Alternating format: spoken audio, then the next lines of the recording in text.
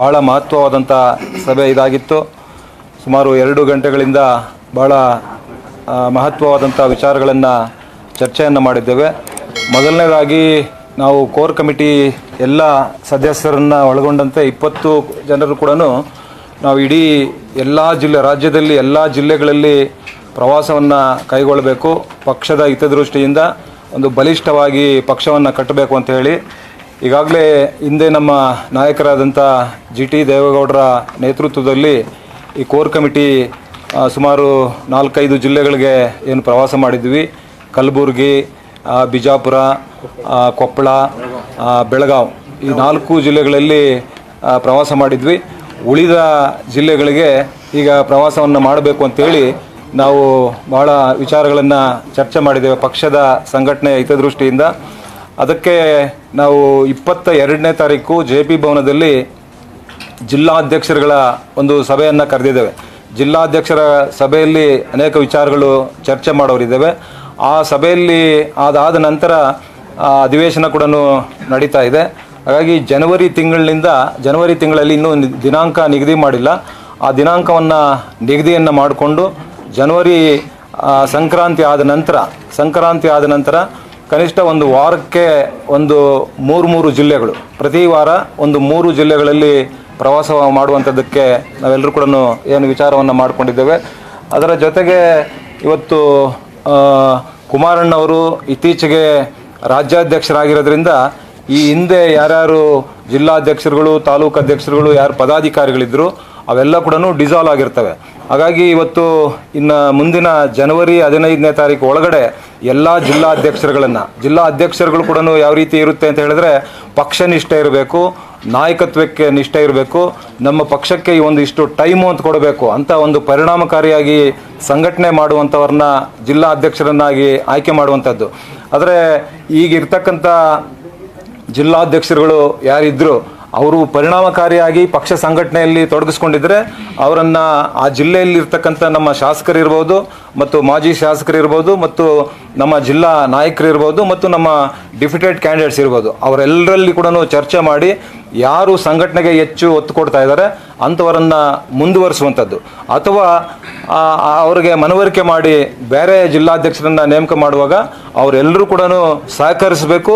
ಅವರು ಒಂದು ಪಕ್ಷದ ವಿಚಾರದಲ್ಲಿ ತ್ಯಾಗ ಮಾಡಬೇಕು ಅನ್ನುವಂಥ ವಿಚಾರವನ್ನು ಮುಂದಿಟ್ಟು ಅಂಥ ಬದಲಾವಣೆಗಳೇನಾದರೂ ಇದ್ದರೆ ಬದಲಾವಣೆಗಳನ್ನು ಮಾಡುವಂಥದ್ದು. ಜಿಲ್ಲಾಧ್ಯಕ್ಷರನ್ನ ಯಾರು ಪಕ್ಷಕ್ಕೆ ಹೆಚ್ಚು ಒತ್ತು ಕೊಟ್ಟು ಸಂಘಟನೆ ಮಾಡ್ತಾ ಇದ್ದಾರೆ ಅವ್ರನ್ನ ಮುಂದುವರಿಸುವಂಥದ್ದು, ಯಾರು ಒಂದು ರೀತಿ ಸುಮ್ಮನೆ ಇದ್ದಾರೆ ಆದರೆ ಅಂಥವ್ರನ್ನೆಲ್ಲ ಕೂಡ ಬದಲಾವಣೆ ಅಂದರೆ ಪಕ್ಷದ ಹಿತದೃಷ್ಟಿಯಿಂದ ಅವರನ್ನು ಕೂಡ ಮನವೊಲಿಸಿ ಅಥವಾ ಅವರನ್ನು ಬೇರೆ ರಾಜ್ಯ ವಿಭಾಗದ ಪಕ್ಷ ಸಂಘಟನೆಗೆ ತಗೊಂಡು ಜಿಲ್ಲಾಧ್ಯಕ್ಷರನ್ನ ಹೊಸಬರನ್ನು ಮಾಡುವಂಥದ್ದಕ್ಕೆ ಕೂಡ ನಾವು ಈಗಾಗಲೇ ಚರ್ಚೆ ಮಾಡಿದ್ದೇವೆ. ಮತ್ತು ಗ್ರೇಟರ್ ಬೆಂಗಳೂರು ಮಹಾನಗರ ಒಂದು ಇದರಲ್ಲಿ ಏನಿವತ್ತು 5 ಪಾಲಿಕೆಗಳು ಅಂತ 5 ವಿಭಾಗಗಳನ್ನು ಏನು ಮಾಡಿದ್ದಾರೆ ಅದರಲ್ಲಿ ಕೂಡ ಈಗಾಗಲೇ ಉಸ್ತುವಾರಿಗಳನ್ನು ನೇಮಕ ಮಾಡಿದ್ದಾರೆ. ಆ ಉಸ್ತುವಾರಿಗಳನ್ನು ಕೂಡ ಸಭೆಯನ್ನು ಕರೆದು ಅದಕ್ಕೆ ಹೆಚ್ಚು ಒತ್ತು ಕೊಡುವಂಥದ್ದು. ಅದರ ಜೊತೆಗೆ ಮುಂದಿನ ದಿನಗಳಲ್ಲಿ ಅಂದರೆ ಇನ್ನೊಂದು 10-15 ದಿನಗಳಲ್ಲಿ ಒಂದಷ್ಟು ಎಲ್ಲ ವಿಭಾಗಗಳಲ್ಲಿ ಯಾರ್ಯಾರು ಉಸ್ತುವಾರಿ ಮಾಡಿದ್ದಾರೆ ಆ ಉಸ್ತುವಾರಿಗಳ ಜೊತೆ ಚರ್ಚೆ ಮಾಡಿ ಎಲ್ಲೆಲ್ಲಿ ನಮ್ಮ ಶಕ್ತಿ ಇದೆ. ಬೆಂಗಳೂರು ನಗರ ಭಾಗದಲ್ಲಿ ಇವತ್ತು 369 ಏನು ಪಾಲಿಕೆಗಳನ್ನು ಮಾಡಿದ್ದಾರೆ. ಅದರಲ್ಲಿ ಎಲ್ಲಿ ಹೆಚ್ಚು ನಮ್ಮ ಶಕ್ತಿ ಇದೆ ಅಂಥ ಕಡೆ ನಾವು ಹೆಚ್ಚು ಸಂಘಟನೆಗೆ ಒತ್ತು ಕೊಟ್ಟು ಅಂಥ ಕಡೆ ಸ್ಪರ್ಧೆ ಮಾಡಬೇಕು ಅನ್ನುವಂಥದ್ದು. ಉಳಿದಂಥ ಕಡೆ ನಮ್ಮ NDA ಏನು ಮಿತ್ರ ಪಕ್ಷ ಇದೆ ಅದಕ್ಕೆ ಬಿಟ್ಟು ಅಂದರೆ ಒಟ್ಟಾರೆ ನಾವು 369 ಕ್ಷೇತ್ರಗಳಲ್ಲಿ ಕೂಡ ನಾವು ಸ್ಪರ್ಧೆ ಮಾಡಿ ಬಹುತೇಕ 5 ಪಾಲಿಕೆಗಳನ್ನು ನಮ್ಮ ವಶಕ್ಕೆ NDA ವಶಕ್ಕೆ ತಗೊಳ್ಬೇಕು ಅನ್ನುವಂಥ ಚರ್ಚೆಗಳನ್ನು ಕೂಡ ಈಗಾಗಲೇ ನಾವು ಮಾಡಿದ್ದೇವೆ. ಮತ್ತು ಮುಂದಿನ ವರ್ಷ 4 ವಿಧಾನ ಪರಿಷತ್ ಏನು ಚುನಾವಣೆ ಬರ್ತಾ ಇದೆ ಅದರಲ್ಲಿ ಈಗ ನಮಗೆ ಎಷ್ಟು ಸೀಟ್ ಬೇಕು ಅನ್ನುವಂಥದ್ದು ಕೂಡ ಚರ್ಚೆ ಆಗಿದೆ.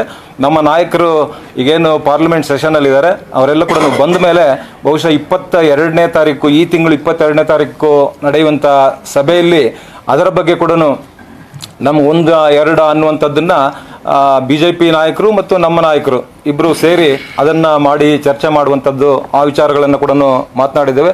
ಮತ್ತು ಮುಂದೆ ಚುನಾವಣೆಗಳು, ಯಾಕಂದರೆ ಇನ್ನು ಮುಂದಿನ ವರ್ಷದಲ್ಲಿ ಜನವರಿ 15ರ ನಂತರ ಗ್ರಾಮ ಪಂಚಾಯಿತಿ ಚುನಾವಣೆಗಳು ಬರ್ಬೋದು, ಮತ್ತು ತಾಲೂಕ್ ಪಂಚಾಯಿತಿ, ಜಿಲ್ಲಾ ಪಂಚಾಯಿತಿ ಮತ್ತು ಮಹಾನಗರ ಪಾಲಿಕೆ ಚುನಾವಣೆಗಳು ಬರ್ಬೋದು, ಮತ್ತು ನಗರಸಭೆ ಚುನಾವಣೆಗಳು ಬರ್ಬೋದು, ಮತ್ತು ಪುರಸಭೆಗಳು ಚುನಾವಣೆ ಬರ್ಬೋದು, ಮತ್ತು APMC ಚುನಾವಣೆಗಳು ಬರ್ಬೋದು. ಯಾವುದೇ ಚುನಾವಣೆ ಬಂದರೆ ಕೂಡ ಆ ಚುನಾವಣೆಗಳಲ್ಲಿ ನಾವು ಹೇಗೆ ಗೆಲ್ಲಬೇಕು, ಹೇಗೆ ಸಂಘಟನೆ ಮಾಡಬೇಕು, ಅದರ ಒಂದು ತಂತ್ರ ವಿಚಾರಗಳನ್ನು ಕೂಡ ನಾವು ಈಗಾಗಲೇ ಚರ್ಚೆ ಮಾಡಿದ್ದೇವೆ. ಮತ್ತು ಸಾಂಸ್ಥಿಕ ಚುನಾವಣೆಯ ಮೂಲಕ ಪುನರ್ರಚಿತವಾಗಿರುವ ರಾಜ್ಯ ಪರಿಷತ್ನ ಪದಾಧಿಕಾರಿಗಳು ಈಗಾಗಲೇ ನಾವು ಅವ್ರನ್ನೂ ಕೂಡ ಈ ಸಭೆಗೆ ಲಂಚ್ ಟೈಮ್ಗೆ ಅವ್ರನ್ನೂ ಕೂಡ ಬರೋಕ್ಕೆ ಹೇಳಿದ್ವಿ. ಈ ಕೋರ್ ಕಮಿಟಿ ಇದೆಲ್ಲ ಮುಗಿದ ಮೇಲೆ ಅವ್ರ ಜೊತೆಯಲ್ಲಿ ರಾಜ್ಯಾಧ್ಯಕ್ಷರುಗಳು ಯಾರ್ಯಾರು ಆಗಿದ್ದಾರೆ ಅವ್ರನ್ನೆಲ್ಲರನ್ನೂ ಕೂಡ ಈ ಸಭೆಗೆ ಲಂಚ್ ಟೈಮ್ಗೆ ಬರೋಕ್ಕೆ ಹೇಳಿದ್ವಿ. ಅವರೆಲ್ಲರೂ ಕೂಡ ಬಂದಿದ್ದಾರೆ. ಇದಾದಮೇಲೆ ಅವ್ರ ಜೊತೆಯಲ್ಲಿ ಎಲ್ಲ ರಾಜ್ಯಾಧ್ಯಕ್ಷರುಗಳು ಯಾರ್ಯಾರಿದ್ದಾರೆ ಅವ್ರ ಜೊತೆಯಲ್ಲಿ ಕೂಡ ಚರ್ಚೆ ಮಾಡ್ತೇವೆ.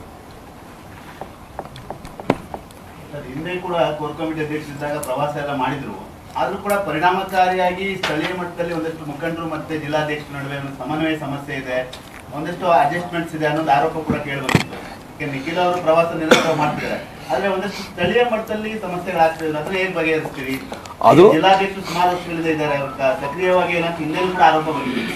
ಅದು ಕೂಡ ಈಗ ಚರ್ಚೆ ಆಗಿದೆ. ಅದು ಕೂಡ ಎಲ್ಲಿ ಈಗ ನಾವು ಮುಲಾಜಿಲ್ಲದೆ, ಈಗ ನಾನು ಅದನ್ನೇ ಹೇಳಿದ್ದು, ಎಲ್ಲಿ ಜಿಲ್ಲಾಧ್ಯಕ್ಷರು ತಾಲೂಕು ಅಧ್ಯಕ್ಷರುಗಳಾಗಿದ್ದಾರೆ, ಎಲ್ಲಿ ನಿಷ್ಕ್ರಿಯರಾಗಿದ್ದಾರೆ, ಎಲ್ಲಿ ಕೆಲಸ ಮಾಡ್ತಾ ಇಲ್ಲ, ನಾವು ಮುಲಾಜಿಲ್ಲದೆ ಅವರನ್ನು ಮನವೊಲಿಸಿ ಅವರನ್ನು ಬೇರೆ ವಿಂಗಗಳಿಗೆ ತಗೊಂಡು ಜಿಲ್ಲಾಧ್ಯಕ್ಷರಲ್ಲಿ ಯಾರಾಗಿರ್ತಾರೆ ಅಲ್ಲಿ ಪರಿಣಾಮಕಾರಿಯಾಗಿ, ಅಂದರೆ ಈಗ ನಾನು ಈಗಾಗಲೇ ಹೇಳಿದ್ದೇನೆ, ಪಕ್ಷ ನಿಷ್ಠೆ ಇರಬೇಕು, ನಾಯಕತ್ವಕ್ಕೆ ನಿಷ್ಠೆ ಇರಬೇಕು, ಪಕ್ಷಕ್ಕೆ ಟೈಮ್ ಕೊಡಬೇಕು, ಪಕ್ಷ ಸಂಘಟನೆಯಲ್ಲಿ ತೊಡಗಿಸ್ಕೊಳ್ಬೇಕು. ಅಂದರೆ ಅವ್ರಿಗೆ ನಾವು ಏನು ನೆಕ್ಸ್ಟ್ ಅವ್ರಿಗೆ ಟಾಸ್ಕ್ ಕೊಡ್ತೇವೆ.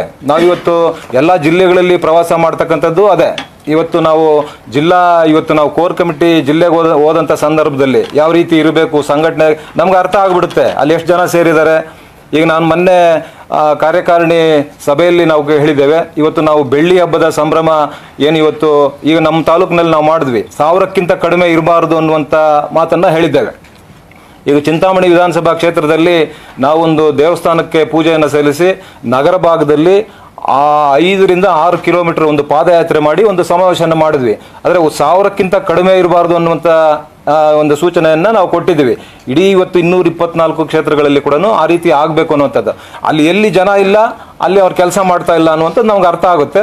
ನಾವು ತಕ್ಷಣ ಎಚ್ಚೆತ್ಕೊಳ್ತೀವಿ, ತಕ್ಷಣ ಬದಲಾವಣೆ ಮಾಡ್ತೀವಿ. ಕೋರ್ ಕಮಿಟಿ ಪೂರ್ಣ ಪ್ರಮಾಣದಲ್ಲಿ ರಚನೆ ಆಗಿದೆಯಾ? ಕೋರ್ ಕಮಿಟಿ ಈಗ ಪೂರ್ಣ ಪ್ರಮಾಣದಲ್ಲಿ ರಾಜ್ಯ ಕೋರ್ ಕಮಿಟಿ ಆಗಿದೆ.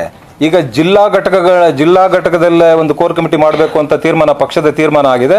ಅದು ಈಗಾಗಲೇ ಮೊನ್ನೆ ನಾವು ಸಿಂಧನೂರಿಗೆ ಒಂದು ಪ್ರೊಟೆಸ್ಟ್ಗೆ ಹೋದಾಗ ರಾಯಚೂರು ಜಿಲ್ಲೆದು ಒಂದು ನಾವು ಮಾತನಾಡಿದ್ದೇವೆ, ಒಂದು ಸಭೆ ಕೂಡ ಅಲ್ಲಿ ಮಾಡಿದ್ದೇವೆ. ಈಗ ನಾವು 22ನೇ ತಾರೀಕು ಏನು ಒಂದು JP ಭವನದಲ್ಲಿ ಮೀಟಿಂಗ್ ಕರೆದಿದ್ದೇವೆ. ಆ ಸಭೆಯಲ್ಲಿ ನಾವು ಇನ್ನೊಂದು ಮಹತ್ವವಾದಂಥ ತೀರ್ಮಾನಗಳನ್ನು ತಗೊಳ್ತೇವೆ. ಇಡೀ 31 ಜಿಲ್ಲೆಯಲ್ಲಿ ಕೂಡ ನಾವು ಕೋರ್ ಕಮಿಟಿಯನ್ನು ಮಾಡ್ತೇವೆ.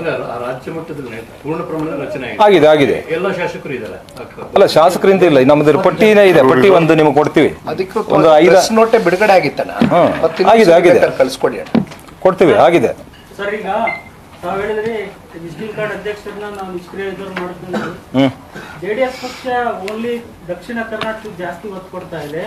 ಉತ್ತರ ಕರ್ನಾಟಕ, ಕಲ್ಯಾಣ ಕರ್ನಾಟಕ ಅಲ್ಲಿ ಪಕ್ಷದ ಸಂಘಟನೆ ಇಲ್ಲಿಯ ಮುಖ್ಯಸ್ಥರೇ ಅಲ್ಲಿ ಜಾಸ್ತಿ ಒತ್ತು ಕೊಡ್ತಾರೆ ಅನ್ನೋ ಆರೋಪ ಇದೆ. ಅದಕ್ಕೆ ಇಲ್ಲ, ಆ ಥರ ಏನೂ ಇಲ್ಲ. ನಾವು ದಕ್ಷಿಣ ಕರ್ನಾಟಕ ಇದು ನಮ್ಮದು ಹೆಚ್ಚು ಸ್ಥಾನಗಳು ಬರ್ತಕ್ಕಂಥದ್ದು ಈ ಭಾಗದಲ್ಲಿ ಇರ್ಬೋದು. ಆದರೂ ಕೂಡ ನಾವು ಈಗಾಗಲೇ ನಾವು ಏನು ಹೇಳಿದ್ವಿ, 224 ಕ್ಷೇತ್ರಗಳಲ್ಲಿ ಕೂಡ ನಾವು ಈ ಬೆಳ್ಳಿ ಹಬ್ಬದ ಸಂಭ್ರಮ ಮಾಡಬೇಕು ಅಂತ. ಈಗ ನಮ್ಗೆ ಅಲ್ಲಿಲ್ಲ, ನಮ್ಮದು ಶಕ್ತಿ ಇಲ್ಲ ಅಂತ ನಾವು ಬಿಡೋದಿಲ್ಲ. ನಾವು 224 ಕ್ಷೇತ್ರಗಳಲ್ಲಿ ಈಗಾಗಲೇ ನಾನೇನು ಹೇಳಿದ್ದೇನೆ, ಈಗ ನಮ್ಮ ಕೋರ್ ಕಮಿಟಿ ಸಮಿತಿಯಲ್ಲಿರ್ತಕ್ಕಂಥವರು ಫಸ್ಟ್ ಮಾಡಬೇಕು ಅಂತ. ಈಗ ನಾನು ಅಧ್ಯಕ್ಷನಾಗಿರೋದ್ರಿಂದ ಮೊದಲನೇದಾಗಿ ನನ್ನ ಕ್ಷೇತ್ರದಲ್ಲಿ ಆ ಕಾರ್ಯಕ್ರಮ ಮುಗಿಸಿದ್ದೀವಿ. ಉಳಿದಂತೆ ಇವತ್ತು ನಾವು ನಮ್ಮ ಸಮಿತಿಯ ಸದಸ್ಯರಿಗೆ ಎಲ್ರಿಗೂ ಕೂಡ ಹೇಳಿದ್ದೇವೆ, ಬೇಗ ದಿನಾಂಕನ ನಿಗದಿ ಮಾಡಿ ನೀವು ಮಾಡಿ ಅಂತ. ಉಳಿದಂತೆ ಈಗ ನಾವು JP ಭವನದಲ್ಲಿ ಸೋಮವಾರ ಶುಕ್ರವಾರ ನಾವು ಕೂರ್ತೀವಲ್ಲ, ಅಲ್ಲಿ ಎಲ್ಲ ನಮ್ಮ ಶಾಸಕರಿಗೆ, ಮಾಜಿ ಶಾಸಕರಿಗೆ, ಡಿಫಿಟೆಡ್ ಕ್ಯಾಂಡಿಡೇಟ್ಗಳಿಗೆ ಎಲ್ರಿಗೂ ಕೂಡ ಬೆನ್ನತ್ತೀವಿ ಮತ್ತು ಎಲ್ಲರೂ ಕೂಡ ಮಾಡಲೇಬೇಕು ಅಂತ ಕಡ್ಡಾಯ ಮಾಡ್ತೀವಿ. ಕುಮಾರಸ್ವಾಮಿ ಅವರು ಕೇಂದ್ರ ಸಚಿವರಾಗಿರೋದ್ರಿಂದ ಪಕ್ಷ ಸಂಘಟನೆಗೆ ಹೆಚ್ಚು ಸಮಯ ಕೊಡಕ್ಕಾಗಲ್ಲ. ಹಂಗಾಗಿ ನಿಖಿಲ್ ಕುಮಾರಸ್ವಾಮಿ ಅವರನ್ನ ರಾಜ್ಯ ಘಟಕದ ಅಧ್ಯಕ್ಷರು ಮಾಡಿದ್ರೆ ಸ್ವಲ್ಪ ಪರಿಣಾಮಕಾರಿಯಾಗಿ ಆಗ್ತಿತ್ತು.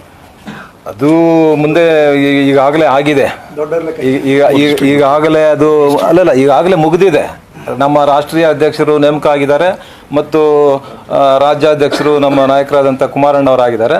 ಆದರೆ ಒಂದು ಈಗ ಯುವ ಘಟಕದ ರಾಜ್ಯಾಧ್ಯಕ್ಷರಾಗಿ ನಿಖಿಲ್ ಕುಮಾರಣ್ಣವರು ಏನು ನೇಮಕ ಆಗಿದ್ದಾರೆ, ಅವರ ನೇತೃತ್ವದಲ್ಲಿ ಈಗಾಗಲೇ ನಾವು ಮುಂದಿನ ವಿಧಾನಸಭಾ ಚುನಾವಣೆಗೆ ಎಲ್ಲೆಲ್ಲಿ ನಮ್ಮ ಶಕ್ತಿ ಏನು ಅನ್ನುವಂಥದ್ದನ್ನು ಈಗಾಗಲೇ 52 ವಿಧಾನಸಭಾ ಕ್ಷೇತ್ರಗಳು ಪೂರೈಸಿದ್ದಾರೆ. ಇನ್ನೂ ಒಂದು 25-30 ಕ್ಷೇತ್ರಗಳು ಬಾಕಿ ಇದೆ. ಅದನ್ನು ಕೂಡ ಈಗ ಒಂದು ಪ್ಲಾನ್ ಮಾಡಿ ಒಂದು ಡೇಟ್ಗಳನ್ನು ನಿಗದಿ ಮಾಡಿ ಅದನ್ನು ಕೂಡ ಮಾಡುವಂಥವ್ರಿದ್ದೇವೆ. ಈಗ ರಾಜ್ಯಾಧ್ಯಕ್ಷರಾದ್ರೇ ಸಂಘಟನೆ ಅಂತಲ್ಲ, ಯುವ ಘಟಕದ ಅಧ್ಯಕ್ಷರಾಗಿ ಕೂಡ ಹೆಚ್ಚು ಸಂಘಟನೆ ಮಾಡುವಂಥ, ಈಗ ನಮ್ಮ ಕ್ಷೇತ್ರಕ್ಕೆ ಬಂದಾಗ ಸುಮಾರು 5-6 ಸಾವಿರ ಜನ ವಾಲಂಟ್ರಿಯಾಗಿ ಬಂದಿರತಕ್ಕಂಥದ್ದು. ಎಲ್ಲಿ ನಾವು ಟಿಕೆಟ್ ತಗೊಳ್ಳೋದಿಲ್ಲ ಅಂಥ ಕಡೆ ಭಾರತೀಯ ಜನತಾ ಪಕ್ಷದ ಅಭ್ಯರ್ಥಿಗಳನ್ನು ಗೆಲ್ಲಿಸುವಂಥ ಪ್ರಾಮಾಣಿಕ ಪ್ರಯತ್ನ ನಾವು ಮಾಡ್ತೇವೆ. ಕೃಷ್ಣರಲ್ಲಿ ಟೆಕ್ನಿಕಲ್ ಪ್ರಾಬ್ಲಮ್ ಇರುತ್ತೆ. ನೀವು ಯುವ ಘಟಕದ ಅಧ್ಯಕ್ಷರಾಗಿ ಅವ್ರಿಗೆ ಮಾಡ್ತಾರೆ ಕೆಲಸ, ಅದು ಬೇರೆ. ಆದರೆ ನೀವು ರಾಜ್ಯ ಘಟಕದ ಅಧ್ಯಕ್ಷರ ಕೆಲಸ ಮಾಡೋದು ಬೇರೆ ಆಗುತ್ತೆ. ನೀವು ಸೀನಿಯರ್ಸ್ ಏನು ಮಾಡ್ತಾರೆ, ನಿಮಗೆ ನಿಮ್ಮ ಪಕ್ಷ ಎಲ್ಲ ಪಕ್ಷದ ಆ ಸಮಸ್ಯೆ ಇದೆ.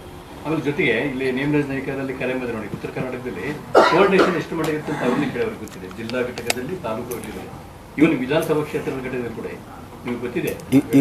ಈಗಾಗಲೇ ಸಣ್ಣ ಪುಟ್ಟ ಸಮಸ್ಯೆಗಳಿರ್ತಕ್ಕಂಥದ್ದನ್ನು ಕೂಡ ಕೋರ್ ಕಮಿಟಿಯಲ್ಲಿ ತಂದಿದ್ದಾರೆ, ಹೇಳಿದ್ದಾರೆ, ಚರ್ಚೆ ಆಗಿದೆ. ಅದನ್ನ ಯಾವ ರೀತಿ ಸರಿಪಡಿಸಬೇಕು ಏನು ಅನ್ನುವಂಥದ್ದನ್ನ ಚರ್ಚೆ ಮಾಡಿದ್ದೇವೆ, ಅದನ್ನು ಮಾಡ್ತೇವೆ.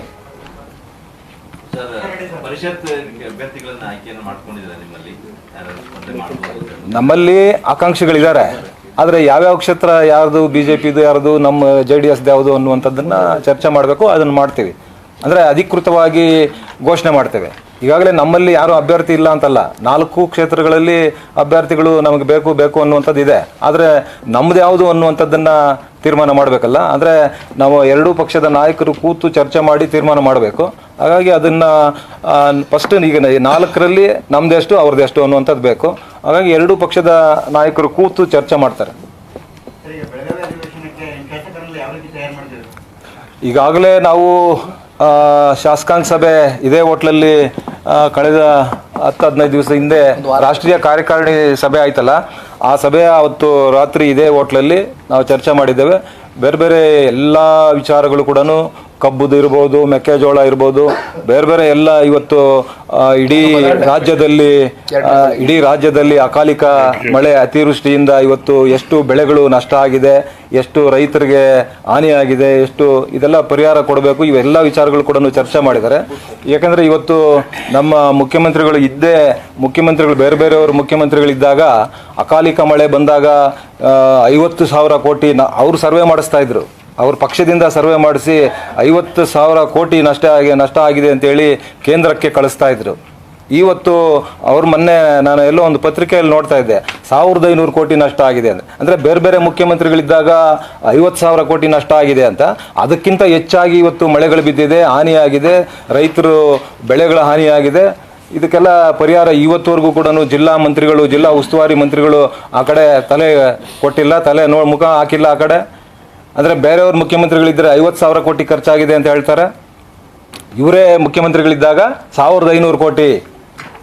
ಸೊ ಇದು ಒಳ್ಳೆ ಬೆಳವಣಿಗೆ ಅಲ್ಲ. ಇವತ್ತು ಇದು ಒಂದು ರೈತ ವಿರೋಧಿ ಸರ್ಕಾರನೇ ಅಂತ ಹೇಳಬೇಕು. ಯಾಕಂದರೆ ರೈತರ ಬಗ್ಗೆ ಹೆಚ್ಚು ಗಮನ ಹರಿಸ್ತಾ ಇಲ್ಲ. ಇವತ್ತು ಎಷ್ಟು ನಷ್ಟ, ಮನೆ ಕಳ್ಕೊಂಡಿದ್ದಾರೆ, ಮಠ ಕಳ್ಕೊಂಡಿದ್ದಾರೆ, ಜಾನುವಾರುಗಳು ಕಳ್ಕೊಂಡಿದ್ದಾರೆ, ಬೆಳೆ ಹಾನಿಯಾಗಿದೆ.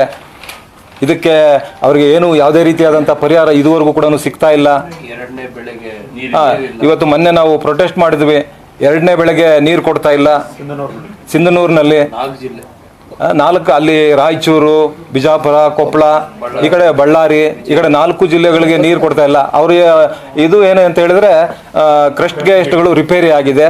ರಿಪೇರಿ ಆದರೆ ಆ ಗೇಟ್ಗಳಿಗೆ ದುಡ್ಡು ಕೊಡ್ಬೇಕಲ್ಲ, 11 ಕೋಟಿ ದುಡ್ಡು ಕೊಡ್ತಾ ಇಲ್ಲ. ಎಲ್ಲ ಗೇಟ್ಗಳು ಕೂಡ ರಿಪೇರಿ ಆಗ್ಬೇಕಂದ್ರೆ ಎಷ್ಟು 34 ಕೋಟಿ ಎಷ್ಟು ಹಣ ಬೇಕಾಗಿದೆ, 52 ಕೋಟಿ ಬೇಕಾಗಿದೆ. ಹಣ ಬಿಡುಗಡೆ ಮಾಡ್ತಾ ಇಲ್ಲ, ನಾವು ಕೊಡೋದೇ ಇಲ್ಲ. ಏನು ಮಾಡ್ತಾರೆ ಮಾಡ್ಕೊಳ್ಳಿ. ಅಂದರೆ ಇದೊಂಥರ ಯಾವ ರೀತಿ ಇವರ ಹೇಳಿಕೆಗಳು ನೋಡಿದ್ರೆ ಇದೊಂಥರ ಬಂಡ ಸರ್ಕಾರ ಆಗ್ಬಿಟ್ಟಿದೆ. ನಾವು 138 ಜನ ಇದ್ದೀವಿ, ನಮ್ಮನ್ನೇನು ಮಾಡೋಕ್ಕಾಗೋದಿಲ್ಲ, ಏನು ಮಾಡ್ತೀರೋ ಮಾಡ್ಕೊಳ್ಳಿ ಅನ್ನೋ ರೀತಿ ಒಂದು ಸರ್ಕಾರ. ಇವ್ರು ಮೊದಲು ಏನು ಹೇಳ್ತಾ ಇದ್ರು, ನಾವು ರೈತರ ಪರವಾಗಿರ್ತಕ್ಕಂಥ ಸರ್ಕಾರ ಅಂತ ಹೇಳ್ತಾ ಇದ್ರು. ಎಲ್ಲೂ ಆಗಿದೆ ಸರ್. ಉತ್ತರ ಕರ್ನಾಟಕದ ಬೆಳಗಾವಿಯಲ್ಲಿ ಅಧಿವೇಶನ ನಡೆಯೋದು ಆ ಭಾಗದ ಸಮಸ್ಯೆಗಳಿಗೆ ರೈತರಿಗೆ ಸ್ಪಂದಿಸಕ್ಕೋಸ್ಕರ. ಬಟ್ ಅದಕ್ಕೋಸ್ಕರ 1 ದಿವಸ 2 ದಿವಸ ಚರ್ಚೆ ಮಾಡ್ತೀವಿ ಅಂತ ಹೇಳ್ತಾರೆ. ಬಟ್ ಯಾವುದು ಪರಿಣಾಮಕಾರಿಯಾಗಿ ಜಾರಿಗೆ ಬರ್ತಾ ಇಲ್ಲ. ತಾವು ಪ್ರಮುಖವಾಗಿ ವಿರೋಧ ಪಕ್ಷವಾಗಿ ಆಡಳಿತ ಪಕ್ಷವನ್ನ ಕಟ್ಟಾಕುವ ನಿಟ್ಟಿನಲ್ಲಿ ಯಾವ ರೀತಿ ತಂತ್ರಗಾರಿಕೆ? ಸರ್, ನಮಗೀಗ NDA ಪಕ್ಷಗಳು ಇವತ್ತು JDS BJP ಇವತ್ತು ಇಬ್ಬರೂ ಸೇರಿ ಒಟ್ಟಾಗಿ ಅಲ್ಲಿ ಹೋರಾಟ ಮಾಡುವಂಥದ್ದನ್ನು ಒಳಗಡೆ ಹೊರಗಡೆ ಮಾಡುವಂಥ ಕೆಲಸ ಆಗುತ್ತದೆ. ಈಗ ನಮ್ಮ ಪಕ್ಷದಿಂದ ಯಾವ ವಿಚಾರಗಳು ಚರ್ಚೆ ಮಾಡಬೇಕು ಅನ್ನುವಂಥದ್ದನ್ನು ಕೂಡ ನಾವು ಚರ್ಚೆ ಮಾಡಿದ್ದೇವೆ. ಅವರ ಪಕ್ಷದಿಂದ ಕೂಡ ಚರ್ಚೆ ಆಗಿದೆ. ಇವತ್ತು ಒಟ್ಟಾಗಿ ಅಸೆಂಬ್ಲಿಯಲ್ಲಿ ವಿಧಾನಸಭೆ ಒಳಗಡೆ ಏನು ಹೋರಾಟ ಮಾಡಬೇಕು ಮಾಡ್ತೀವಿ. JDS ಬಿಜೆಪಿ ಸಮನ್ವಯ ಸಮಿತಿ ಮಾಡಬೇಕು ಅಂತ ಮೊದಲಿಂದ ನಿಂತು ಘೋಷಣೆನೂ ಆಯ್ತು, ಮಾಡ್ತೀವಿ ಅಂತೇಳಿ. ಯಾಕೆ ವಿಳಂಬ ಆಗ್ತಾ ಇದೆ? ವಿಳಂಬ ಅಂದರೆ ಈಗ ಪಾರ್ಲಿಮೆಂಟ್ ಸೆಷನ್ ನಡೀತಾ ಇದೆ. ಈಗ ಈ ಹಿಂದೆ ಈಗ ವಿಜಯೇಂದ್ರ ಅವರು ಕೂಡ ದೀಪಾವಳಿ ಹಬ್ಬದ ದಿವಸ ಅನಿಸುತ್ತೆ, ನಾನು ಕೂಡ ಕುಮಾರಣ್ಣವ್ರ ಮನೆಯಲ್ಲಿದ್ದೆ, ಅವರೇ ಪ್ರಸ್ತಾಪ ಮಾಡಿದ್ರು ಇದು ಬೇಗ ಮಾಡಬೇಕು ಅನ್ನುವಂಥದ್ದು. ಈಗ ಅಲ್ಲಿ ಯಾರನ್ನ ಸಮನ್ವಯ ಸಮಿತಿಯಲ್ಲಿ ನಮ್ಮ ಪಕ್ಷದಿಂದ ನಮಗೇನು ತೊಂದರೆ ಇಲ್ಲ. ನಾವು ಯಾರನ್ನ ಒಂದು 4 ಜನ 5 ಜನ ಎಷ್ಟೋ ನಾವು ನೇಮಕ ಮಾಡ್ತೀವಿ. ಅಲ್ಲಿ ಸ್ವಲ್ಪ ಗೊಂದಲ ಇರ್ಬೋದು, ಮಾಡ್ತಾರೆ ಅದನ್ನು ಕೂಡ. ಈಗ ಶಾರ್ಟ್ಲಿ ಅದನ್ನು ಬೇಗ ಮಾಡಬೇಕು ಅನ್ನುವಂಥದ್ದು ತೀರ್ಮಾನ ಮಾಡ್ತೀವಿ. ಇದು ಸೆಷನ್ ಈಗ 8ನೇ ತಾರೀಕಿನಿಂದ ಕರ್ನಾಟಕ ವಿಧಾನಸಭೆ ಅಧಿವೇಶನ ನಡೀತಾ ಇದೆ ಮತ್ತು ಅಲ್ಲಿ ಪಾರ್ಲಿಮೆಂಟ್ ಈಗಾಗಲೇ ಸೋಮವಾರದಿಂದ ನಡೀತಾ ಇದೆ. ಬಹುಶಃ ಇನ್ನೊಂದು 15 ದಿವಸ ಎರಡೂ ಕಡೆ ಅಧಿವೇಶನಗಳು ಮುಗಿದ ನಂತರ ಅದಕ್ಕೆ ಸ್ವಲ್ಪ ವೇಗ ಸಿಗುತ್ತೆ. ಸಮನ್ವಯ ಸಮಿತಿ ಸತಿ ಮಾಡಿದ್ರೆ ನಿಮಗೆ ಇನ್ನೊಂದಷ್ಟು ಅನುಕೂಲ. ಅಂದ್ರೆ ಈಗ ಪರಿಣಾಮಕಾರಿ ಹೋರಾಟ ಮಾಡೋದಾಗಿತ್ತು ಮಾಡಿದ್ರೆ ಎಲ್ಲದಕ್ಕೂ ಪಾರ್ಲಿಮೆಂಟ್ ಸೆಷನ್ ನಡೀತಾ ಇದೆ ಅಂತ. ಅಲ್ಲ ಸರ್, ಅಲ್ಲಿ ನಾಯಕರು ಅಲ್ಲಿರ್ತಾರೆ. ಈಗ ಎರಡೂ ಪಕ್ಷದ ನಾಯಕರು ಅಲ್ಲಿರ್ತಾರೆ. ಅಂದರೆ ಅವರು ಇಲ್ಲಿ ಬರೋದಿಲ್ಲ, ಸೆಷನ್ ಬಿಟ್ಟು ಬರೋಕ್ಕಾಗೋದಿಲ್ಲ. ಯಾಕೆಂದರೆ ಕುಮಾರಣ್ಣವರು ಅಲ್ಲಿ ಮಂತ್ರಿಗಳಾಗಿದ್ದಾರೆ, ಆ ಅಧಿವೇಶನದಲ್ಲಿ ಇರಬೇಕಾಗ್ತದೆ. ಹಾಗೆ ಸ್ವಲ್ಪ ಇಲ್ಲ ಸ್ವಲ್ಪ ತಡ ಆಗಿದೆ. ಈಗ ವಿಜಯೇಂದ್ರ ಅವರು ಸರ್, ಈಗ ವಿಜಯೇಂದ್ರ ಅವರೇ ಇದು ಬೇಗ ಮಾಡಬೇಕು ಅನ್ನುವಂಥದ್ದು ಹೇಳಿದ್ದಾರೆ. ಸೊ ಅವರ ಪಕ್ಷದಲ್ಲಿ ದೊಡ್ಡ ಪಕ್ಷ ಅಲ್ವಾ, ರಾಷ್ಟ್ರೀಯ ಪಕ್ಷ ಅಲ್ವಾ, ಅದು ಯಾರನ್ನ ಮಾಡಬೇಕು ಏನು ಮಾಡಬೇಕು ಅನ್ನುವಂಥದ್ದನ್ನ ಚರ್ಚೆ ಮಾಡಿ ತೀರ್ಮಾನ ಮಾಡ್ತಾರೆ. ಬಹುಶಃ ನಾವು 22ನೇ ತಾರೀಕು, ಈಗ 19ನೇ ತಾರೀಕು ಅಷ್ಟರಲ್ಲಿ ಎರಡೂ ಲೋಕಸಭಾ ಅಧಿವೇಶನಗಳು ಮುಗಿತವೆ. 22ನೇ ತಾರೀಕು ನಾವು ಸಭೆ ಕರೆದಿದ್ದೇವೆ. ನಾವೀಗ ನಿಖಿಲ್ ಅಣ್ಣ ಅವ್ರಿಗೂ ಕೂಡ ಹೇಳಿದ್ದೇವೆ. ಕುಮಾರಣ್ಣ ಅವ್ರ ಹತ್ರ ಮಾತಾಡಿ, ಅವರ ಪಕ್ಷದಿಂದ ಕೂಡ ಅವ್ರ ನಾಯಕರುಗಳ ಹತ್ರ ಮಾತಾಡಿ ಇದೊಂದು ಜರೂರು ಆಗಬೇಕು ಅಂತ ಹೇಳಿ. ಯಾಕೆಂದರೆ ನಾವು 4 ವಿಧಾನ ಪರಿಷತ್ ಚುನಾವಣೆ ಇರೋದ್ರಿಂದ ಅದನ್ನು ನಾವು, ಯಾಕೆಂದರೆ ಅವ್ರಿಗೆ ಎನ್ರೋಲ್ ಮಾಡಿಸ್ಬೇಕು, ಟೈಮ್ ಇರೋದಿಲ್ಲ, ಓಡಾಡಬೇಕು, ಇಡೀ ರಾಜ್ಯ ಓಡಾಡಬೇಕಾಗ್ತದೆ, ಅವರ ಕ್ಷೇತ್ರದಲ್ಲಿ ಓಡಾಡಬೇಕಾಗ್ತದೆ. ಹಾಗಾಗಿ ಇದು ಬೇಗ ಮಾಡಬೇಕು ಅನ್ನುವಂಥದ್ದನ್ನು ನಿಖಿಲ್ ಅಣ್ಣ ಅವ್ರಿಗೂ ಕೂಡ ಹೇಳಿದ್ದೇವೆ. ಈ 2 ಅಧಿವೇಶನಗಳ ಮುಗಿಸ್ಕೊಂಡು ಬಂದ ನಂತರ ಅದು ಖಂಡಿತ ಆಗುತ್ತೆ, ಮಾಡ್ತೀವಿ. ಬೇರೆ ರಾಜ್ಯಗಳಲ್ಲಿ NDA ಆಗ್ತಾ ಇರೋಷ್ಟು ಸ್ಟ್ರಾಂಗ್ ಇಲ್ಲಿ ಆಗ್ತಾ ಇಲ್ಲ, ಅಷ್ಟು ಪರಿಣಾಮಕಾರಿ ಹೋರಾಟಗಳು ಆಗ್ತಾ ಇಲ್ಲ ಒಗ್ಗಟ್ಟಾಗಿ. ನಮ್ಮದು ಸಣ್ಣ ಪಕ್ಷ, ನಾವು ಪ್ರಾದೇಶಿಕ ಪಕ್ಷ. ನಾವು ಪ್ರಾದೇಶಿಕ ಪಕ್ಷ ಆದರೂ ಕೂಡ ಇಡೀ ಕರ್ನಾಟಕ ರಾಜ್ಯದಲ್ಲಿ ಎಲ್ಲೆಲ್ಲಿ ಪಕ್ಷ ಸಂಘಟನೆಗೆ ಹೆಚ್ಚು ಒತ್ತು ಕೊಡಬೇಕು ಅಲ್ಲಿ ನಾವು ಕೊಡ್ತಾ ಇದ್ವಿ. ನಾವು ಮಾಡಿ ಸಂಘಟನೆ ಆಗ್ತಾ ಇದೆ, ಎಲ್ಲೂ ಆ ಥರ ಇದಿಲ್ಲ. ಈಗ ನಮ್ಮ ಉದಾಹರಣೆ ಚಿಕ್ಕಬಳ್ಳಾಪುರ ಜಿಲ್ಲೆ, ಕೋಲಾರ ಜಿಲ್ಲೆ, ಇವತ್ತು ಮೊನ್ನೆ KGF ಇಂದ ಬಂದಿದ್ರು, ನಮ್ಮ ನಾಯಕರುಗಳು ಬಂದಿದ್ರಲ್ಲಿ. ನಾನು 1,000ಕ್ಕಿಂತ ಕಡಿಮೆ ಇರಬಾರ್ದು ಬೆಳ್ಳಿ ಹಬ್ಬದ ಸಂಭ್ರಮದಲ್ಲಿ ಅಂತ ಹೇಳಿದಾಗ ಅವ್ರು ಹೇಳಿದ್ರು ನನಗೆ, ಅಣ್ಣ 3,000 ಜನ ನಾವು ಸೇರ್ತೀವಿ ಅಂತ. ಅಂದರೆ ಸಂಘಟನೆ ಎಲ್ಲೂ ಕಡಿಮೆ ಆಗಿಲ್ಲ, ಆಗ್ತಾ ಇದೆ. ಬೇರೆ ಕಾರಣಗಳಿಂದ ನಾವು ಚುನಾವಣೆಯಲ್ಲಿ ಸೋತಿರ್ಬೋದು, ಆದರೆ ಸಂಘಟನೆಗೆ ಎಲ್ಲೂ ಕಡಿಮೆ ಆಗ್ತಾ ಇಲ್ಲ. ಅದಕ್ಕೆ ಈಗ ಹೆಚ್ಚು ಒತ್ತು ಕೊಡುವಂಥ ಕೆಲಸವನ್ನು ಮಾಡ್ತೀವಿ. ಸರ್, ಸರ್ಕಾರಕ್ಕೆ ಬಿಸಿ ಮುಟ್ಟಿಸೋ ಕೆಲಸ ಮತ್ತು ಸ್ಥಳೀಯವಾಗಿ ನೀವು ವಿರೋಧ ಪಕ್ಷದಲ್ಲಿದ್ದು ಬರೀ DC-ಗೆ ತಹಸೀಲ್ದಾರ್ಗೆ ಮೆಮೊರಾಂಡಮ್ ಕೊಡ್ಲಿಕ್ಕೆ ಅಷ್ಟೇ ಸೀಮಿತ ಆಗಿದೆ. ಸಣ್ಣ ಪುಟ್ಟ ಸಮಸ್ಯೆಗಳನ್ನ ಸಾಲ್ಯೂಷನ್ ಮಾಡೋಕ್ಕಾಗ್ತಾ ಇಲ್ಲ ನಿಮ್ಮ ಕೈಯಿಂದ. ಈಗ ರಸ್ತೆ ಇರ್ಬೋದು, ಕುಡಿಯೋ ನೀರಿಂದ ಇರ್ಬೋದು, ಚರಂಡಿ ಇರ್ಬೋದು, ಅದಕ್ಕೆ ಸ್ವಲ್ಪ ಗಟ್ಟಿಯಾಗಿ ನಿಂತು ಹೋರಾಟ ಮಾಡಿ ಅದು ಮಾಡ್ಸಕ್ಕಾಗ್ತಾ ಇಲ್ಲ. ದಪ್ಪು ಚರ್ಮದ ಸರ್ಕಾರ, ಅಲ್ಲ ಈ ದಪ್ಪು ಚರ್ಮ ಸರ್ಕಾರ ಅಂತ ಈಗ ಎಲ್ರಿಗೂ ಕೂಡ ಗೊತ್ತಿದೆ. ಇವತ್ತು ನಾವು ಒಂದು ಹೇಳ್ತಕ್ಕಂಥದ್ದು, ಈಗ ಉದಾಹರಣೆಗೆ ಗುಂಡಿ ಮುಚ್ಚೋದು ಬೆಂಗಳೂರು ನಗರದಲ್ಲಿ ಗುಂಡಿ ಮುಚ್ಚಬೇಕು ಅಂತ ಮುಖ್ಯಮಂತ್ರಿಗಳನ್ನ ಕೇಳಿದ್ರೆ, ನೀವು ಉಪಮುಖ್ಯಮಂತ್ರಿಗಳನ್ನ ಕೇಳಿದ್ರಿ ಅಂತ ಹೇಳಿದ್ರೆ, ನೀವು ಯಾಕಿರಬೇಕು ಮುಖ್ಯಮಂತ್ರಿಗಳಾಗಿ ನೀವು ಯಾಕಿರಬೇಕು? ಅಂದರೆ ಇಲ್ಲಿ ಹೊಂದಾಣಿಕೆ ಇಲ್ಲ. ಈಗ ಇವರ ಇಬ್ಬರ ಸಂಘರ್ಷದಲ್ಲಿ, ಮುಖ್ಯಮಂತ್ರಿಗಳು ಮತ್ತು ಉಪಮುಖ್ಯಮಂತ್ರಿಗಳ ಸಂಘರ್ಷದಲ್ಲಿ ಇವತ್ತು ಕರ್ನಾಟಕ ರಾಜ್ಯದ ಜನ ಬಲಿಯಾಗ್ತಾ ಇದ್ದಾರೆ. ಇವಾಗ ಯಾರಿಗೆ ಹೇಳಬೇಕು? ಮುಖ್ಯಮಂತ್ರಿಗಳಿಗೆ ಹೇಳಿದ್ರೆ ಅವ್ರಿಗೆ ಹೇಳುವಂತಾರೆ, ಅವ್ರಿಗೆ ಹೇಳಿದ್ರಂತೆ ಇವ್ರಿಗೆ ಹೇಳುವಂತಾರೆ. ಅಂದರೆ ಈಗ ಜನರಿಗೆ ಪಶ್ಚಾತ್ತಾಪ ಆಗ್ತಾ ಇದೆ, ಯಾಕಿಂತ ತಪ್ಪು ಮಾಡಿದ್ವಿ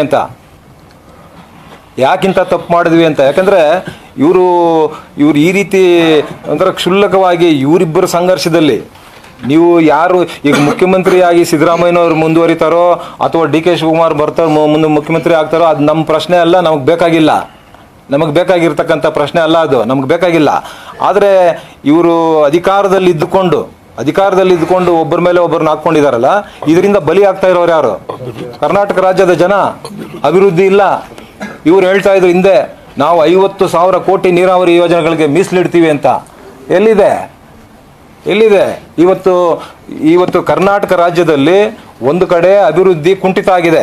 ನೀವು ಯಾವುದೇ, ಇವತ್ತು ನಾನು ಹೇಳೋದಲ್ಲ, ಕಾಂಗ್ರೆಸ್ ಪಕ್ಷದಲ್ಲಿರ್ತಕ್ಕಂಥ ಶಾಸಕರು ಹೇಳ್ತಾ ಇದ್ದಾರೆ, ಮಂತ್ರಿಗಳು ಹೇಳ್ತಾ ಇದ್ದಾರೆ, ಈ ಗ್ಯಾರಂಟಿಗಳು ಬೇಕಾಗಿರ್ಲಿಲ್ಲ ನಮಗೆ ಅಂತ. ಕಡೆಗೆ ಲಾಸ್ಟ್ಗೆ ಪಾಪ ಯಾರು ಸಿಗ್ತಾರೆ? ನೀವು ಸಿಗ್ತೀರಾ? ಮಾಧ್ಯಮಗಳು ತಿರುವು ಬಿಟ್ಟಿದ್ದಾರೆ ಅಂತ ಹೇಳ್ತಾರೆ, ನಿಮ್ಮ ಮೇಲೆ ಹೇಳ್ತಾರೆ. ಈಗ ಯಾಕಂದ್ರೆ ಶಾಸಕರು ಬಂದು ಒಂದು ಹೇಳಿಕೆ ಕೊಡ್ತಾರೆ ಮೀಡಿಯಾ ಮುಂದೆ, ಮತ್ತೆ ತಿರ್ಚಿಬಿಟ್ಟಿದ್ದಾರೆ ಅಂತ ಹೇಳ್ತಾರೆ. ಇವತ್ತು ನೋಡಿ, ಇದರಿಂದ ಏನಾಗ್ತಾ ಇದೆ, ಒಂದು ಕಡೆ ಅಭಿವೃದ್ಧಿ ಕುಂಠಿತ ಆಗಿದೆ, ಒಂದು ಕಡೆ ನೀರಾವರಿ ಯೋಜನೆಗಳಿಗೆ ಪೂರ್ಣ ಪ್ರಮಾಣದ ಹಣ ಕೊಡ್ತಾ ಇಲ್ಲ. ಇದರಿಂದ ಏನಾಗ್ತಾ ಇದೆ, ನೀರಾವರಿ ಯೋಜನೆಗಳ ಪ್ರಾಜೆಕ್ಟ್ ಕಾಸ್ಟ್ ಏನಾಗ್ತಾ ಇದೆ. ಒಂದು ಉದಾಹರಣೆಗೆ ನಾನು ಹೇಳ್ತೀನಿ. ಇವತ್ತು ಎತ್ತಿನಹೊಳೆ ಯೋಜನೆ ಚಿಕ್ಕಬಳ್ಳಾಪುರದಲ್ಲಿ ಶಂಕುಸ್ಥಾಪನೆ ಮಾಡಿದ್ರು 2014ರಲ್ಲಿ ಶಂಕುಸ್ಥಾಪನೆ. ಇದು ಅಲ್ಲೇ ಆಗಬೇಕಾಗಿತ್ತು. ಎಲ್ಲಿ? ಸಕಲೇಶ್ಪುರದ ಕಡೆ ಅಲ್ಲಿ ಶಂಕುಸ್ಥಾಪನೆ ಮಾಡಬೇಕಾಗಿತ್ತು. ಅಲ್ಲೇನೋ ಗಲಾಟೆ ಅಂತೇಳಿ ಇಲ್ಲಿ ಮಾಡಿದ್ರು. ಇಲ್ಲಿ ಮಾಡಿರ್ತಕ್ಕಂಥ ಕಾರಣ ಏನು? 2014ರಲ್ಲಿ ಲೋಕಸಭಾ ಚುನಾವಣೆ ಬಂತು. ವೀರಪ್ಪ ಮೊಯ್ಲಿ ಅವರು ಗೆಲ್ಲಬೇಕಾಗಿತ್ತು. ಅವ್ರಿಗೆ, ಯಾರಿಗೆ? ಸಿದ್ದರಾಮಯ್ಯನವ್ರಿಗೆ. ವೀರಪ್ಪ ಮೊಯ್ಲಿ ಅವ್ರು ಗೆಲ್ಲಬೇಕು ಅನ್ನೋ ಒಂದೇ ಒಂದು ಕಾರಣಕ್ಕೆ ಅಲ್ಲಿ ಮಾಡಿದ್ರು. ಆ ಪ್ರಾಜೆಕ್ಟ್ ಕಾಸ್ಟ್ ಎಷ್ಟು? 12,500 ಕೋಟಿ ಇದ್ದಿದ್ದು. ಅವರು ಅವತ್ತೇನು ಹೇಳಿದ್ರು, ನಾನು ಶಾಸಕನಾಗಿದ್ದೆ, ಆ ಸಭೆಯಲ್ಲಿದ್ದೆ. ಅವ್ರು ಹೇಳಿದ್ರು 2017ಕ್ಕೆ 3 ವರ್ಷಕ್ಕೆ ನಾವು ಎತ್ತಿನಹೊಳೆ ನೀರನ್ನು ಕೊಡ್ತೀವಿ ಅಂತ ಹೇಳಿದ್ರು. ನಮ್ಮ ಜಿಲ್ಲೆಗೆ ಟೈಲ್ಯಾಂಡ್ಗೆ ಹೋಗುವಂಥದ್ದನ್ನು ಕೊಡ್ತೀವಿ ಅಂತ ಹೇಳಿದ್ರು. ಯಾಕೆ 3 ವರ್ಷಕ್ಕೆ ಹೇಳಿದ್ರು? 2018ರಲ್ಲಿ ಕರ್ನಾಟಕ ವಿಧಾನಸಭಾ ಚುನಾವಣೆ ಬರ್ತಾ ಇತ್ತು. ಹಾಗಾಗಿ ಆ ಚುನಾವಣೆ ಗೆಲ್ಲಬೇಕು ಅಂತೇಳಿ ಸುಳ್ಳು ಹೇಳಿದ್ರು. ಜನ ಎಚ್ಚೆತ್ಕೊಂಡ್ರು. ಎಷ್ಟು ಇದ್ದಿದ್ದವರು? 122 ಇದ್ದವ್ರು ಎಲ್ಲಿಗೆ ಬಂದರು? 66ಕ್ಕೆ ಎಷ್ಟಕ್ಕೋ ಬಂದು ನಿಂತರು. ಆಯ್ತಾ? 2018ರಲ್ಲಿ ಏನು ಹೇಳ್ತಾ ಇದ್ರು ಸಿದ್ದರಾಮಯ್ಯನವರು? JDSನ ಮುಗಿಸ್ಬಿಡ್ತೀವಿ, ಸಂಪೂರ್ಣ ನಾಶ ಮಾಡಿಬಿಡ್ತೀವಿ ಅಂತ ಹೇಳಿದ್ರು. ಯಾರ ಬಾಗಿಲಿಗೆ ಬಂದರು? ಡೆಲ್ಲಿಯಿಂದ ದೇವೇಗೌಡರ ಮನೆಗೆ ಬಾಗಿಲಿಗೆ ಬಂದು ಕುಂತ್ಕೊಂಡು ನೀವೇ ಸಿ ಎಮ್ಮು, ನೀವು BJP ಜೊತೆ ಹೋಗಬೇಡಿ ಅಂತ ಹೇಳಿದ್ರು. ಇದೆಲ್ಲ ಪ್ರಶ್ನೆ ನನಗೀಗ. ಇವರು ವಿಳಂಬ ಮಾಡಿರ್ತಕ್ಕಂಥ ಕಾರಣ, ಇವತ್ತು ಎತ್ತಿನಹೊಳೆ ಯೋಜನೆ ಪ್ರಾಜೆಕ್ಟ್ ಕಾಸ್ಟು 30,000 ಕೋಟಿ. ಯಾರ್ದು? ಸಿದ್ದರಾಮಯ್ಯದಲ್ಲ ದುಡ್ಡು. ನೀವು ಕಟ್ತಾ ಇರ್ತಕ್ಕಂಥ ತೆರಿಗೆ ಹಣ. ಪ್ರಾಜೆಕ್ಟ್ ಕಾಸ್ಟ್ ಇದ್ದಿದ್ದು 12,500 ಕೋಟಿ. 11 ವರ್ಷ ಆಗಿದೆ, ಇವತ್ತುವರೆಗೂ ಕೂಡ ನೀರು ಬಂದಿಲ್ಲ. ಅದರ ಕಾಸ್ಟ್ ಇವತ್ತು, ಅದರ ಮೊತ್ತ 30,000 ಕೋಟಿ ಆಗಿದೆ. ಆದರೆ ಇದು ಈ ರೀತಿ ಬಹುಶಃ ಇನ್ನೂ ಆ ನೀರು ನಮಗೆ ಬರಬೇಕಾದ್ರೆ ಇನ್ನೂ ಒಂದು 50,000 ಕೋಟಿ ಆಗುತ್ತೆ. ಆದರೆ ನೀವು ಕರೆಕ್ಟಾಗಿ 50,000 ಕೋಟಿ ಮೀಸಲಿಡ್ತೀನಿ ಅಂತ ಇದ್ರಲ್ಲ, ನೀವು ಮೀಸಲಿಟ್ಟಿದ್ದಿದ್ರೆ ಪ್ರಾಜೆಕ್ಟ್ ಕಂಪ್ಲೀಟ್ ಆಗ್ತಾ ಇತ್ತು. ಸಾರ್ವಜನಿಕರು ಕಟ್ಟುವಂಥ ತೆರಿಗೆ ಉಳಿತಾ ಇತ್ತು. ಇವಾಗ 12,500 ಇಲ್ಲಿ 17,000 ಹೆಚ್ಚುವರಿ ಆಗಿದೆ. ಯಾರು ಕೊಡೋದಿದು? ಯಾರು ದುಡ್ಡಿದು? ಸಾರ್ವಜನಿಕರ ದುಡ್ಡು. ಇವತ್ತು ಸಾರ್ವಜನಿಕರಿಗೆ ನಾವು ಸಭೆಗಳಲ್ಲಿ ಕೂಡ ಹೇಳ್ತಾ ಇದ್ದೇವೆ, ಈ ಗೌರ್ಮೆಂಟ್ ಇವತ್ತು ಎಷ್ಟಾದರೂ ಮಾಡ್ಕೊಂಡು ಹೋಗ್ಲಿ, ನಮ್ಗೇನಪ್ಪ ಈ ಚಿಂತೆ ಇದೆಲ್ಲ ನೀವು ಯೋಚನೆ ಮಾಡಬೇಕಾಗಿ. ನಿಮ್ಮ ಹಣ, ಪ್ರತಿ ಒಂದೊಂದು ಪೈಸೆ ಕೂಡ ನಮ್ಮ ಹಣ ಅಂತ ನಾವು ಯೋಚನೆ ಮಾಡಬೇಕು. ಇವರು ಪ್ರಾಜೆಕ್ಟ್ ಕಂಪ್ಲೀಟ್ ಮಾಡಿದ್ದಿದ್ರೆ ನಮ್ಗೆ 17,000 ಕೋಟಿ ಉಳಿತಾ ಇತ್ತು. ವಿಳಂಬ ಮಾಡ್ಕೊಂಡು ನನಗೆ ಗೊತ್ತಿದೆ ಇನ್ನೂ 5,000-10,000 ಕೋಟಿ ಆಗುತ್ತೆ. ಯಾರು ದುಡ್ಡು? ನೀವು ಕಟ್ತಕ್ಕಂಥ ತೆರಿಗೆ ಹಣ. ಆದರೆ ಇಲ್ಲಿ ಇಚ್ಛಾಶಕ್ತಿ ಇಲ್ಲ, ಹಣ ಇಲ್ಲ. ಅಲ್ಲಿ ಸರ್ಕಾರದಲ್ಲಿ ತುಂಬಿದೆ ಅಂತಾರಲ್ಲ, ನೀವು ತುಂಬಿದ್ರೆ ದುಡ್ಡಿದ್ರೆ ಅಧಿಕಾರಿಗಳ ಮೇಲೆ ಯಾಕೆ ನೀವು ಒತ್ತಡ ಹಾಕಬೇಕು? ಹಣ ನಿಮ್ಮ ಖಜಾನೆಯಲ್ಲಿ ಇದ್ರೆ ನೀವು ಯಾಕೆ ಕೆಲಸ ಮಾಡಬಾರ್ದು? ಇವು BBMPಯಲ್ಲಿ ಗುಂಡಿ ಮುಚ್ಚೋದು ಅಂಥದ್ದು ಕೆಲಸ ನೀವು ಕರೆಕ್ಟಾಗಿ ಮಾಡಬೇಕಾಗಿದ್ರೆ ನೀವು ಹಣ ಕೊಟ್ಟರೆ ಯಾಕೆ ಮಾಡೋದಿಲ್ಲ? ಹಣ ಇಲ್ಲ. ಬರೀ ಇವತ್ತು ಎಲ್ಲರ ಮೇಲೇನು ಸವಾರಿ ಹೊಡಿತಾ ಇರೋದು. ಇವತ್ತು ಪ್ರಾಪರ್ಟಿ ಟ್ಯಾಕ್ಸ್ಗಳು, ನೀವೊಂದು ಪಾಣಿ ತಗೊಳ್ಳಿ ಸರ್, 15 ರೂಪಾಯಿ ಇದ್ದಿದ್ದು ಇವತ್ತು 30 ರೂಪಾಯಿ ಆಗಿದೆ. Stamp duty. ಇವತ್ತು ಒಂದು ಬಡವ ಒಂದು 30-40 ಸೈಟ್ ರಿಜಿಸ್ಟರ್ ಮಾಡ್ಕೊಬೇಕಾದ್ರೆ 50,000 ಇದ್ದಿದ್ದು ಇವತ್ತು 1 ಲಕ್ಷ 1.5 ಲಕ್ಷ ಆಗಿದೆ. ಪ್ರಾಪರ್ಟಿ ಟ್ಯಾಕ್ಸ್ ಇಷ್ಟ ಬಂದಂಗೆಲ್ಲ ಹಾಕಿದ್ದಾರೆ. ಮತ್ತು ಈಗ ಎ ಖಾತಾ, ಬಿ ಖಾತಾ ಎಲ್ಲ ನೀವು ಒಂದಲ್ಲ ಎಲ್ಲ ಥರ ಇವತ್ತು ರೈಸ್ ಮಾಡಿದ್ದಾರೆ. ಆದರೂ ಕೂಡ ನಿಭಾಯಿಸೋಕ್ಕಾಗ್ತಾ ಇಲ್ಲ. ಯಾವ ರೀತಿ ಹೇಳ್ಕೊಂಡು ಇವರು ಅಧಿಕಾರಕ್ಕೆ ಬಂದರು, ಜನ ಮುಂದೆ ಇದು ನಾವು ಹೇಳೋದಲ್ಲ, ಇದು ಪ್ರತಿಯೊಬ್ಬರು ಕೂಡ ಸಾಮಾನ್ಯ ಜನ ಇವತ್ತು ಯೋಚನೆ ಮಾಡ್ತಾ ಇದ್ದಾರೆ, ಏನು ಮಾಡಬೇಕು ಅಂತ ಮಾಡ್ತಾರೆ. ಕಾದ್ ನೋಡೋಣ.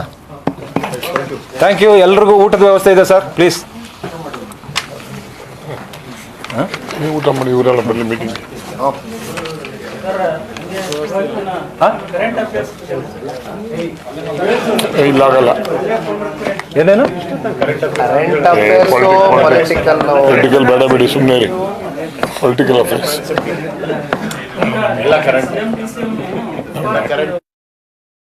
ಅಲ್ಲಿರೋದು ಈಗ ರಾಜ್ಯದಲ್ಲಿ. ಇದು ಕರ್ನಾಟಕ ರಾಜ್ಯದಲ್ಲಿ ಇದು ದುರಂತ. ಏನು 138 140 ಸೀಟ್ ಕೊಟ್ಟು ಇವತ್ತು ತಿಂಡಿ ಒಂದು ಕಡೆ, ಊಟ ಒಂದು ಕಡೆ, ರಾತ್ರಿ ಡಿನ್ನರ್ ಕೊಡ, ಇದೇನು ರಾಜ್ಯದ ಅಭಿವೃದ್ಧಿಗೋಸ್ಕರ ಈ ಬ್ರೇಕ್ಫಾಸ್ಟು, ಲಂಚು, ಡಿನ್ನರ್ ನಡೀತಾ ಇರೋದಲ್ಲ. ಇದು ನಾನಾ ನೀನಾ ಅನ್ನುವಂಥದ್ದು. ಈಗ ತಕ್ಷಣಕ್ಕೆ ನನಗಿರ್ತಕ್ಕಂಥ ಮಾಹಿತಿ, ಈಗ ಲೋಕಸಭೆ ಅಧಿವೇಶನ ನಡೀತಾ ಇದೆ, ಕರ್ನಾಟಕ ವಿಧಾನಸಭೆ ಅಧಿವೇಶನ ನಡೀತಾ ಇದೆ. ಒಂದು 20 ದಿನಗಳ ಕಾಲ ತ್ಯಾಪೆ ಹಚ್ಚೋ ಕೆಲಸ ಮಾಡಿದ್ದಾರೆ. 20 ದಿನಗಳ ನಂತರ ಇದು ಇನ್ನೂ ದೊಡ್ಡ ಮಟ್ಟದಲ್ಲಿ ನಡೆಯುತ್ತೆ, ನೋಡೋಣ. ಮಂಗಳೂರು ಸ್ಟಾರ್ಟ್ ಆಗಿದೆ.